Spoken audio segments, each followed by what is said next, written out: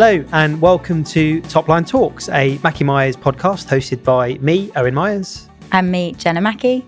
In each episode, we talk to inspiring finance and business leaders to find out a little bit more about their jobs, their careers, the sectors they work in, and any tips people can take along the way.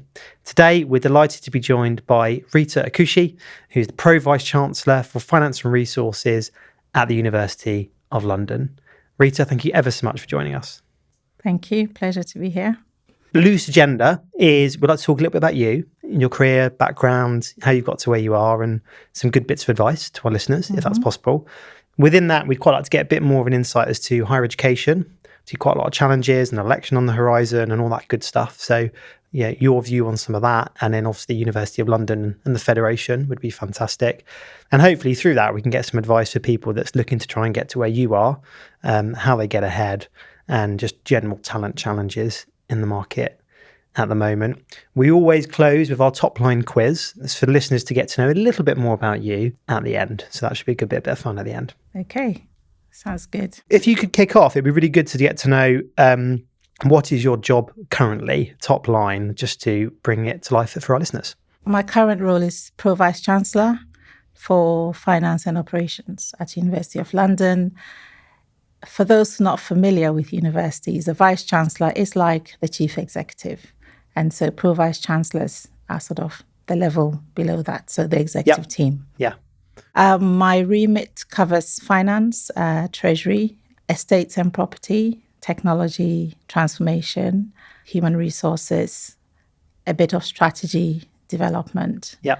And I also have responsibility for a wholly owned subsidiary, which is a little tech company. Yeah. And you're also on the board of a NED of a different company as well. I'm chair of audit for HICL Infrastructure PLC, which is a FTSE 250 infrastructure company. Yeah. It's about 3 billion in size. Yes. And it's mostly UK. I would say 70% of assets UK, 30% of assets outside of UK. And HICL is managed by Infrared Capital Partners, who are asset managers. Yeah. So I'd say you've got a lot on your plate from the sounds of that portfolio. If you were to really boil it down to sort of one thing, if you possibly can, what would you say has been the biggest difference in you, your skill set, your approach, which has allowed you to get to the job that you're doing today? I mean, personally, I put it down to having a curious mind. So if something is different, I'm more likely to want to know more about it. So changing sectors, yes, there's always the element of there will be a lot to learn. But actually, the idea that there's something to learn is what drives me. Yeah. I don't thrive very well in environments where I can do it with my eyes closed. I like a little bit of a challenge. And that also explains why I go for broader roles than I suppose I could have just stuck to CFO roles which cover finance. Yeah. But that I know wouldn't really appeal to me. So as early in my career as I could, I looked for roles which were broader. Yeah. A curious mind. I like that. Because obviously we talk to a lot of candidates or people looking to move in their careers on a day-to-day basis. Some people really like elements of finance, but some people want to use it as a springboard to do other stuff. So how would you say someone might go about getting that experience if they're not necessarily in a job which kind of, gives them that opportunity directly?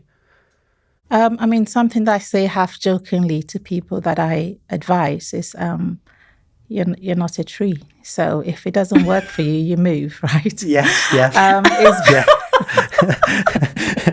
It's very difficult. It's very difficult to advance your career, placing the entire responsibility on your employer to give you the breath you need.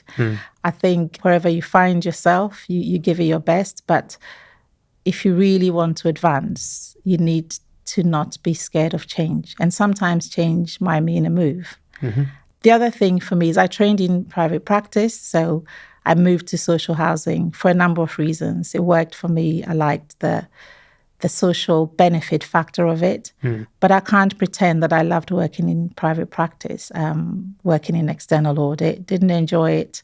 Knew I wouldn't stay in it forever. But it was more about what I can learn and move on to something that I really do like. So, my advice always is you need to take ownership of it. Yes, you need to put yourself forward. You need to look for opportunities internally, but they're not always possible. And if they're not, especially if you're younger in your career, there's really no need to overstay to overstay if it doesn't work for you. A lot of people say that about practice and then moving into industry, that I think it was a good learning foundation, but it's often not a place where someone wants to stay for the long run. In your experience, what is it that you have taken from practice that has enabled you to progress your career to where you are today? It was the fact that I trained, I didn't train in a very big firm. And so we had the advantage of giving you exposure to lots of different industries, because audits didn't last weeks. They lasted a week here, 2 weeks there. And you would go from, a secondhand car dealer to a printing press to, something else the following week. So you had to really shift your knowledge and understanding from sector to sector quite quickly, and learn how to apply the same principles across different sectors. And I think that's probably one of the biggest skills that I learned, because it gave you the chance to not be scared of the unknown, and very much take your training as this is the basics. But if you find yourself in an airline industry or education or wherever, just apply the principles. And actually, there's a lot more similarity than difference. And what was it about the social housing sector that sort of kept you in it for as long as you did?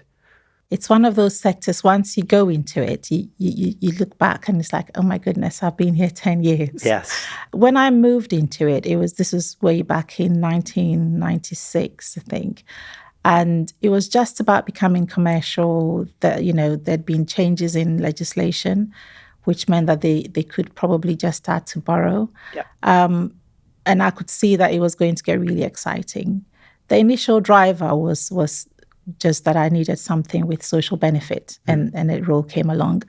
I liked the variety of the role. So people who haven't worked in social housing don't realize that actually you get to do standard finance director work, transactional, etc. But I think the treasury side of it is really, really interesting. You don't always get that in significant businesses where there's a separate, maybe global treasury team. And so I like the combination of, again, it's about the curiosity, trying to understand. I feel I grew up with the sector. So, I was one of the early people to join it from private practice. And there was always a lot to do. And actually, I had lots of different roles in there. So we didn't feel that I was there for 20-something years.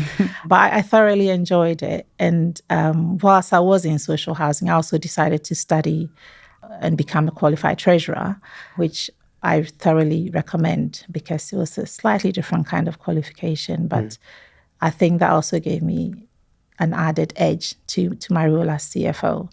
But generally speaking, what I loved about it was a social purpose. And I think the need for really great accountants in that sector is even greater now than it was when I joined it, because the challenges are many. Well, I think the sector probably needs a minister that can hang around for more than 2 years, but we don't get onto too many politics in this podcast. Yes, we used to count them. But whilst we're on social housing, because it is a fascinating sector, and we as a business do quite a lot of work with it as well. What's your view of the state of the sector at the moment, and I guess kind of how a potential change in government might look at policy to support it move forwards? It's really difficult to speak for a sector I'm not in, but I'll tell you my personal view is this, that it's really important, at a sort of national level. I really struggle to see how we can have really strong policies that translate to local delivery unless social housing or anything housing is seen as key national infrastructure. So that's probably the one top line for me, that if it's something that's driven by local decisions, trying to meet a national interest, it will never work. Lots of government policies and ideas in the past have focused very much on the demand side, so bringing all sorts of products into the market without really stimulating the supply. So there are some big challenges. Do I think a new government, whichever party wins the next one, is going to make it a priority? Probably not in terms of giving more money to it. But I think that's why if you can't put money in it, the best you can do is to create the right policies about it. Yeah. And then just to be controversial, I think that maybe there is room, I don't know the full solution, but I certainly think there is room for bringing in an element of means testing for people who live in social housing, because it doesn't go on means testing at all. And it doesn't matter what happens to an individual's earnings once they are in social housing, which means that people can enjoy a lifetime of subsidy when actually they don't need it. Mm-hmm. And we have a lot of really desperate people who just need a home. So the idea isn't to end the tendencies of those who maybe are better off, but if there was an element of structuring of the rental income, that would create the cash flow to make it possible to develop more. That's not politically popular, I don't think. Yeah. But I can't see how it would be reasonable for people to have a lifetime of subsidy. I just can't when there's so much need. But that's a personal view. Yes. If ever I'm housing minister. If you're well, if you're listening. You've heard it here first. You've heard it here first. So those are my thoughts. But I think the sector is facing huge challenges. In terms of delivery of new homes is going to be really difficult when they have to deal with the condition of existing homes. And then we all know post-Grenfell or the issues around fire safety. So it is challenging. But that's why, as recruiters, your job is to make sure that certainly you're hiring in the best, because that's needed. Yeah. Well, with challenges, there's opportunities. And, I think putting people together with the right mind and the right approach can help solve them, right? So that's certainly one of our purposes as an organisation. Moving on from housing, you obviously got into the charity sector, but, not just any charity, the biggest fundraising charity in Europe. So my wife is doing a Race for Life fundraiser for CR UK. Fantastic. So if anyone wants to Google her fundraising page, it is available. But on a more serious note, CR UK restructure during COVID. Like, how on earth do you go about trying to manage that level of change and that situation? I think it's about understanding what the burning platform is, because, even prior to COVID, we were already looking at changes in the way the organisation managed its finances, and a lot of work had been done under the new chief executive. Subsequent to that, he had to ditch everything. For me, what my big learning in that was the responsiveness of the organisation, because yes, every organisation sort of went into lockdown overnight. But if you imagine the scale of CR UK, it was about shutting hundreds of charity shops overnight, labs, the lot, offices, and literally closing lots and lots of events. And dealing with a challenge that your commitment to scientists is actually multi-year. So it's not an annual award to scientists. Yeah. So a lot of the thinking had to go around, how do we structure the conversation? Because sometimes the financial reality is what it is. And you need to think about what can we do? But it's about making sure that the delivery of that doesn't create the wrong messages to people who are reliant on your funding, because the UK attracts some of the best scientists, and CR UK funds a lot of those. So it wasn't just the financials, but it was about keeping staff morale. It was about making sure that we retain the best of our people, despite the fact that there was a lockdown, because we knew the events would eventually come back. We were mindful that we were losing a lot of our volunteers, and indeed, post-COVID, not all the volunteers came back, and volunteers are a big part of CR UK machinery.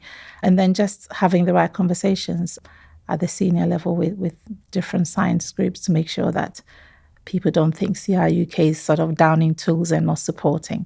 So yes, there were challenges, but sitting underneath all that would have, what we needed was a really credible plan of recovering from the impact, which is what we spent most of 2020 doing before I left. I think the charity sector was hugely affected off the back of COVID, wasn't it? So for CR UK specifically, like, what were the top 2 or 3 things that you really felt as a charity? It was events, because, events, I think, if I recall, our income loss, and this is in the public domain, it was about 150 million loss of income. And that was just the beginning of it.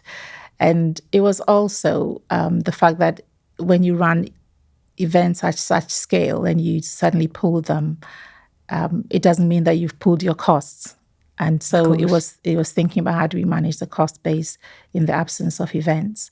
The impact on the brand, I think, is also important because you have so many stakeholders that much as you need to make those difficult choices around money, you need to be really careful how you're managing that. And so a lot of effort went into that. And CR UK is really good at that. So that was also part of the big conversations. And then inevitably restructures and some job losses, which I think hit most charities. For the impact stuff, it's all about having a good financial report, isn't it, I guess? Which Yes. is for an organisation that does as much fundraising and gets as many donors. I mean, that for people that can sometimes be a little bit anti-financial accounting and all, financial reporting and dealing with the auditors, actually it's a massive part of the product offering, isn't it? Yeah, of telling your story.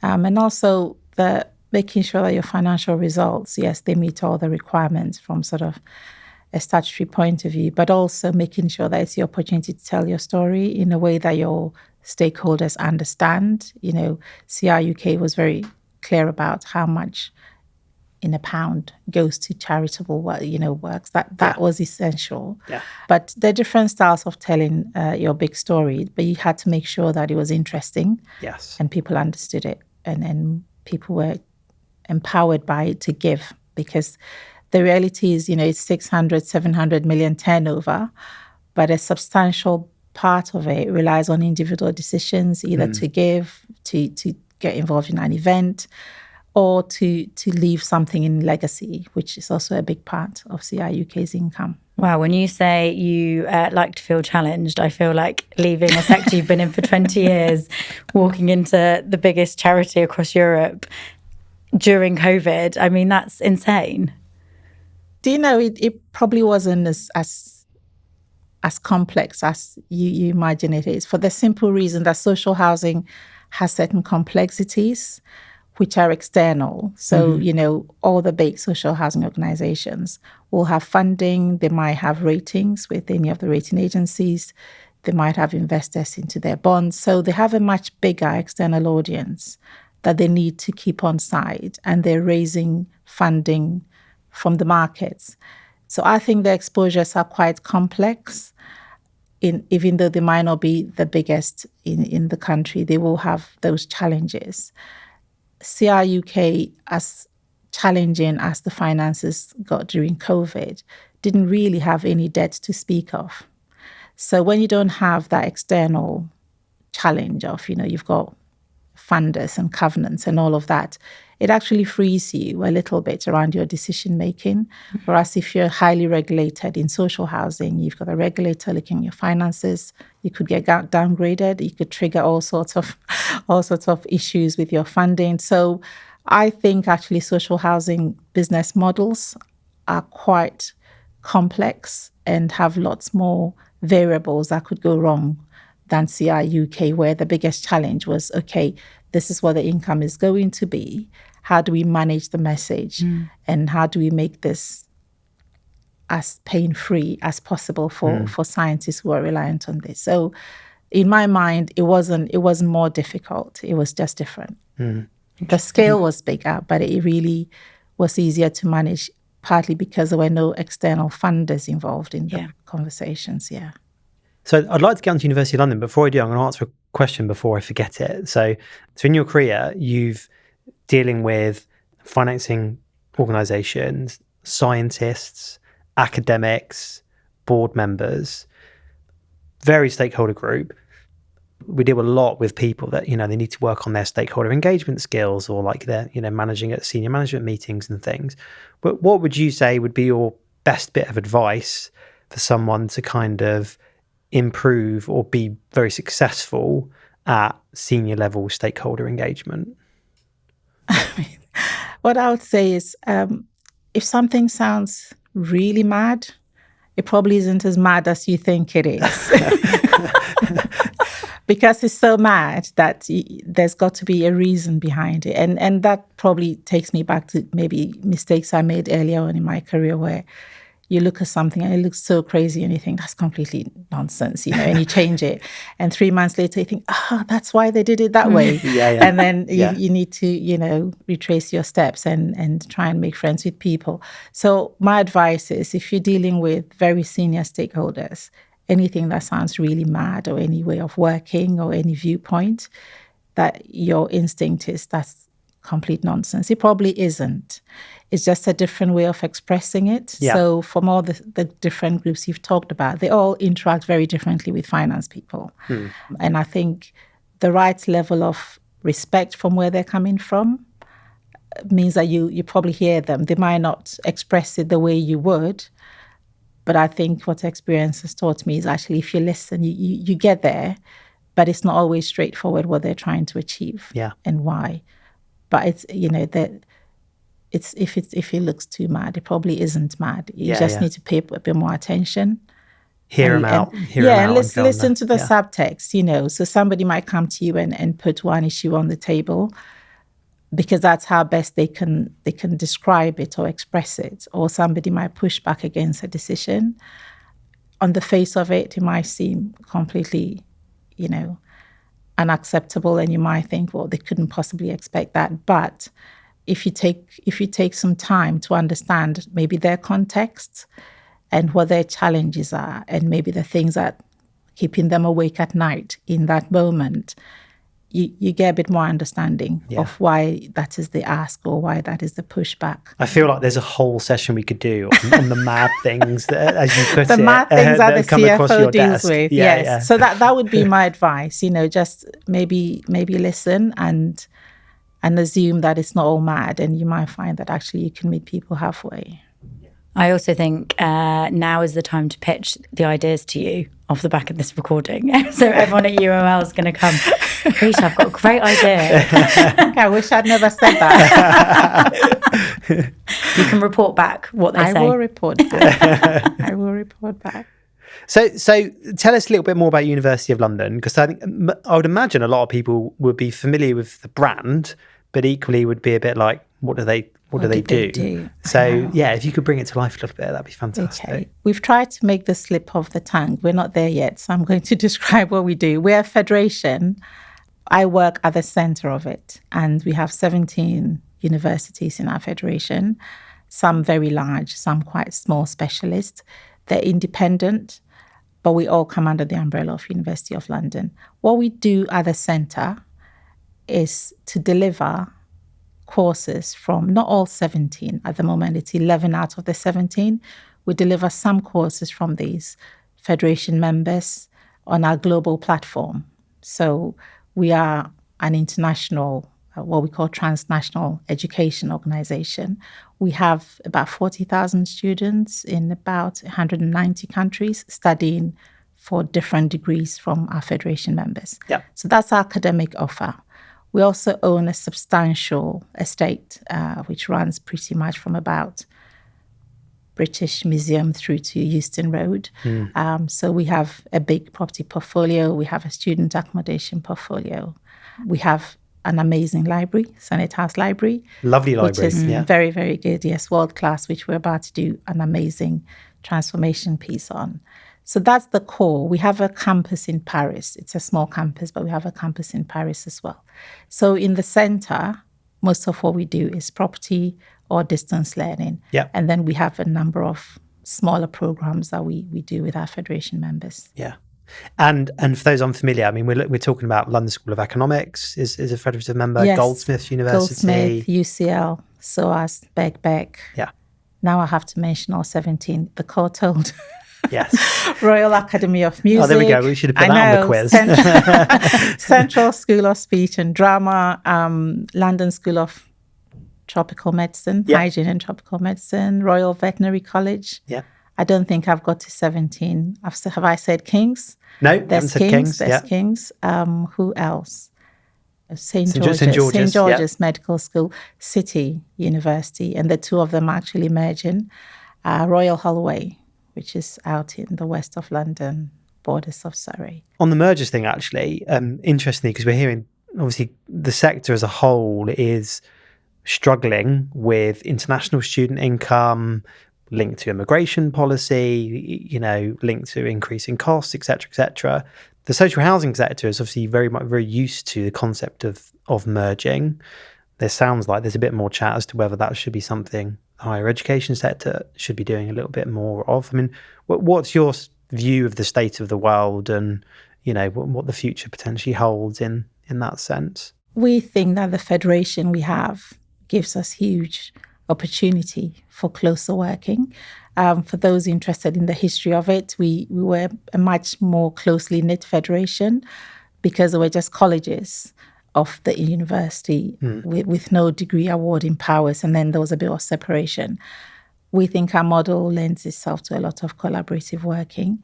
But if you think about other universities and whether they should merge, I think the big difference between how a university sees itself and how its students consider their degree is very different from how a social housing tenant or leaseholder views the world. Because if you're a social housing tenant, in all honesty, so long as the service is good and you get things delivered when you need them delivered in terms of repairs, you don't really care too much who owns the asset. Yes. You're more concerned about the service, and you don't have that daily interaction with your landlord.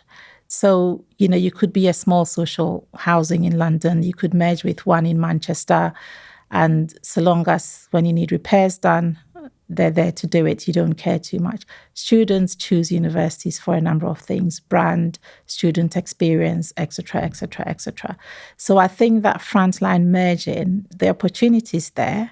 So if you think about a city merging with St. George's, they're very different offers. So you can see that, they complement each other. But there are many universities that maybe can't easily do that without diluting their brand. Yeah. So I think the way forward really is for more ambitious thinking around what I call the supporting functions, like my area. So anything from, finance, HR, technology, procurement, anything around student record systems, anything that's technology driven. There's also the scope that the more collaboration happens behind the scenes on these areas, the bigger the budget and the more you're likely to be able to leverage the latest technology. Because to be fair, universities with 100, 200 million turnover are not big institutions. If you think about the margins that organizations earn from offering education, so the really successful ones are not making zillions from the courses. They're making more money probably from research and other commercial ventures. So there is opportunity, but maybe not in the same model as social housing, where it doesn't matter too much about, the merged entity. It's more about the service. It's interesting. You talk a lot about almost like the commercial element of universities. And I think a lot of our listeners don't think necessarily about that. But I guess from what you're describing, every university has a number of commercial ventures that they do to achieve the results they need. Some do, but it's not necessarily. I think most traditional universities have an element of research. And depending on what their expertise is, sometimes they will partner with private sectors and try and leverage some income that way. I think the reality is there are courses which make money and there are courses which don't.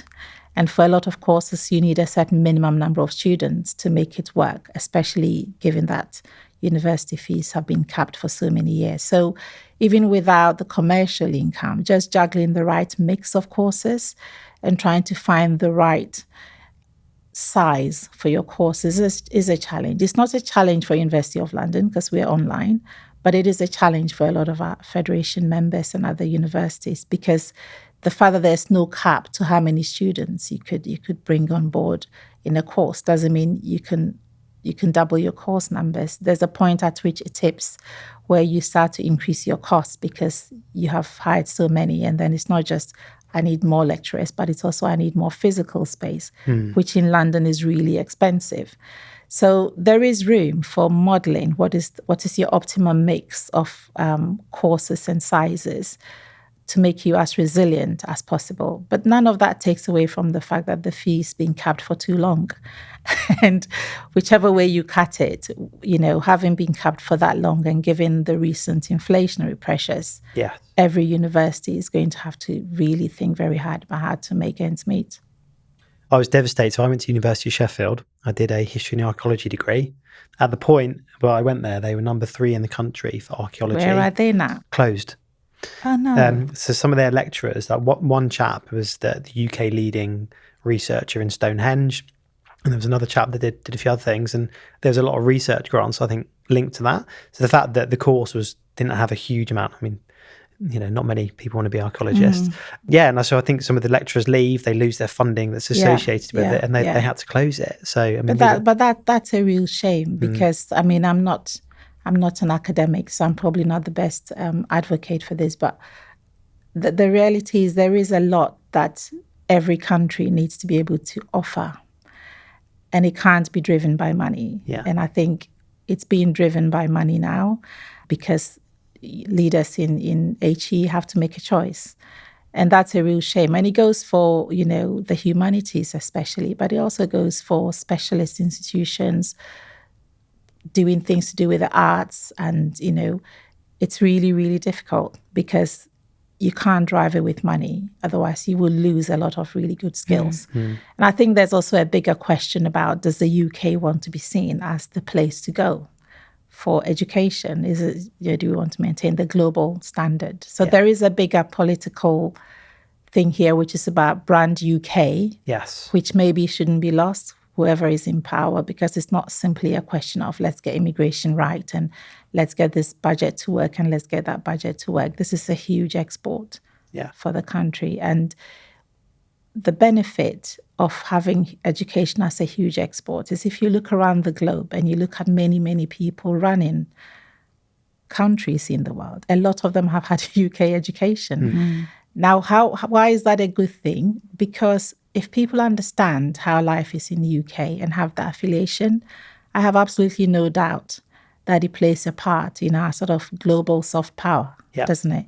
So there's so many positives to keeping HE alive and making it attractive, which needs to be addressed. And, there are people a lot more qualified than me beating the drums on this in HE, but we need to keep making the point, because it is potentially quite serious. Yeah, it's the soft power and the cultural capital that comes with it. Yeah.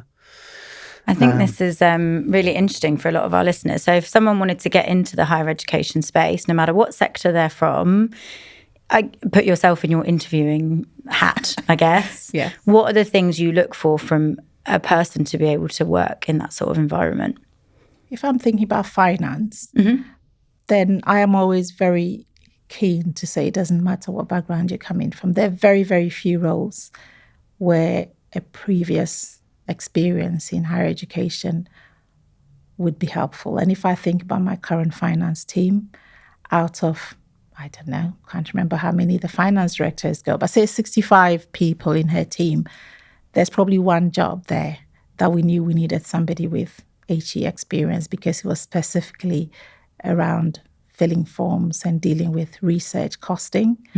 Every other role in that team can be done by anyone from any sector.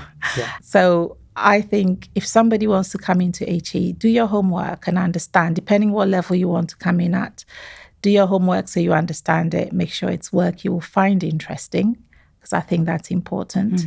But, don't be put off by it.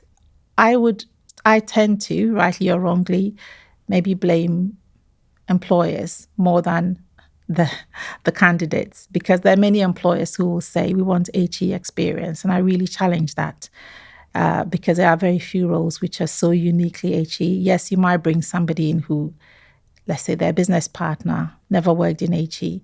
They should be able to adapt to it. It's not that complicated. It's not that complicated. And you do want that fresh blood. You want that flow of talent into the sector and out of the sector to make sure that, the different learnings are being spread around. So personally, I think do your homework. And if you speak to a recruiter and they say, you have no HE background, so we don't think we can consider you, then go to Marky Myers. And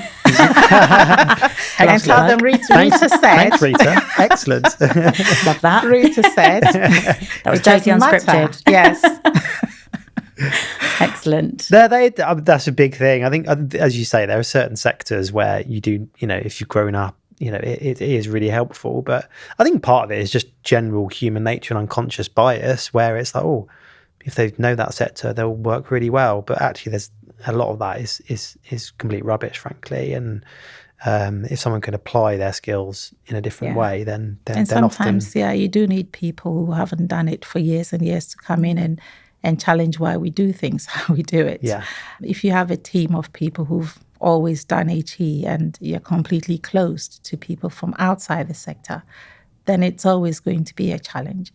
I mean, having said that, when I think about rates of salary, etc., I do recognize that it is a challenge in HE because we still have collective bargaining, etc., etc.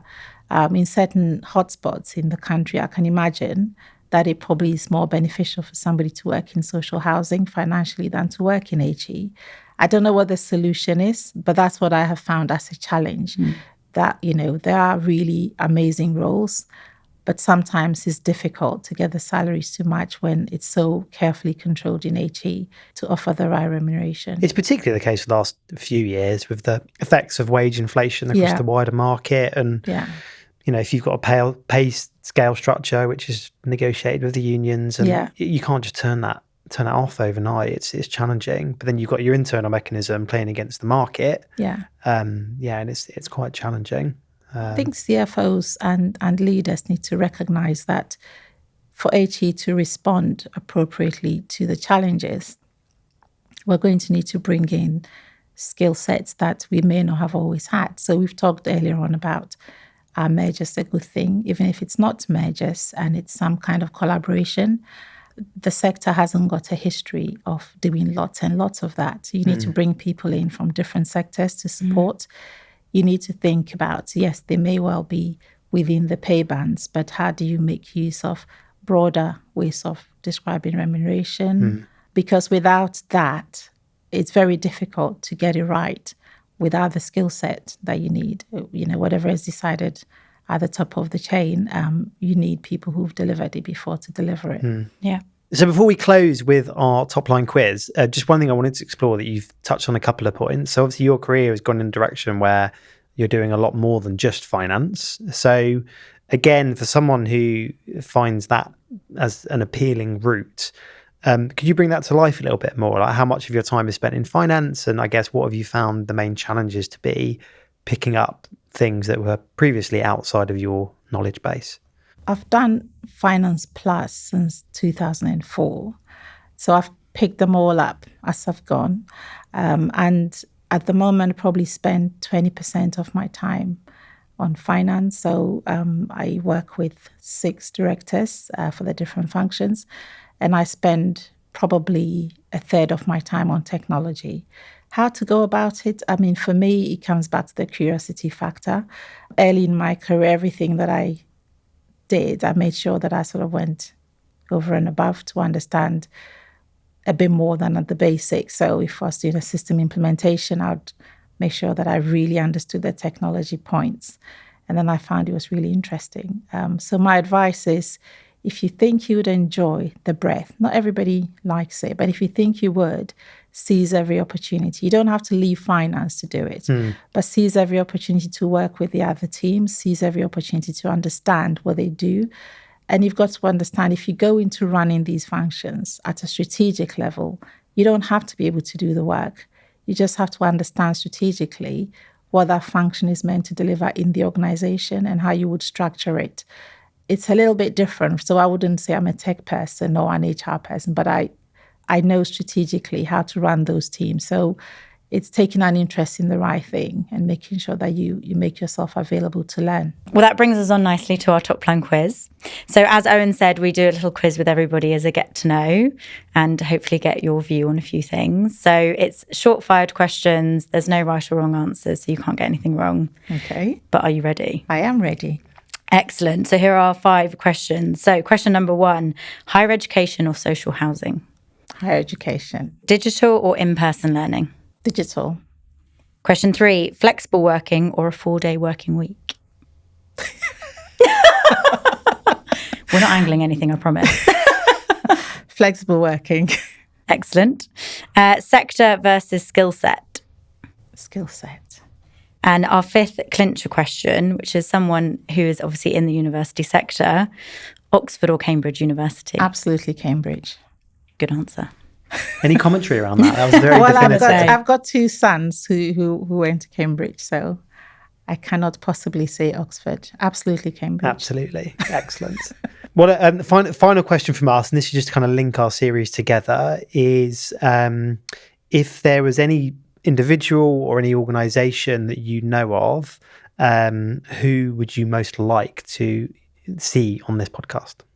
Oh, I'm thinking about finance people now, or anyone at all. Anyone at all. It's very open. Oh, wow. Preferably not like celeb.